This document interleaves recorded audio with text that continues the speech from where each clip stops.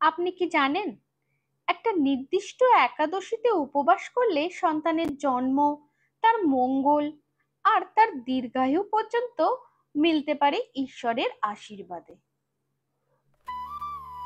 5ই August শ্রাবণের পুত্রদা একাদশী। জেনে নিন এর আধ্যাত্মিক গূঢ়তা, পুরাণের অজানা কাহিনী আর এই বিশেষ দিনের শক্তি। এই একাদশী পালিত হয় শ্রাবণ মাসের শুক্লপক্ষের একাদশী তিথিতে। পুত্রদা শব্দের মানে যিনি পুত্র বা সন্তানের দাতা। ভক্তরা এই দিনে উপবাস করেন মানসিকভাবে সন্তানের কল্যাণ কামনা করে। এই একাদশী শুধু সন্তানের জন্যই নয়, পত্নী বা পরিবারের মঙ্গল কামনাতেও পালন করা হয়। ভবিষ্যতের পুরাণ মতে রাজা মহিজিৎ সন্তানহীন হয়ে যখন বিষণ্ণ হয়ে পড়েন, তখন ঋষিরা বলেন পুত্রদা একাদশীর উপবাস করুন, বিষ্ণুদেবের আরাধনা করুন।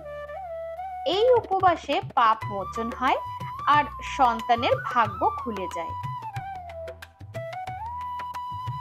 এই একাদশীতে উপবাস রাখা হয় সাত্ত্বিক আহার বা একাহার করে। বিষ্ণু স্তোত্র পাঠ, নারায়ণ কবচ, বিষ্ণু সহস্রনাম পাঠ করা হয়।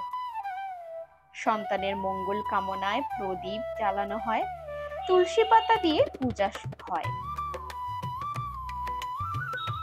পুত্র মানে শুধু সন্তান নয়, আপনার জীবনে যে সৃষ্টি, উত্তরসূরি বা ভবিষ্যৎ, সেটাই পুত্র।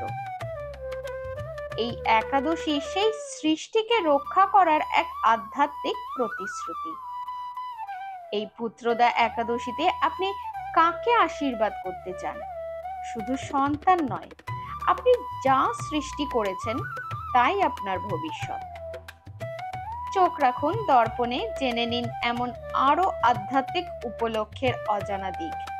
ভালো লাগলে লাইক, সাবস্ক্রাইব আর শেয়ার করতে ভুলবেন না। নমস্কার।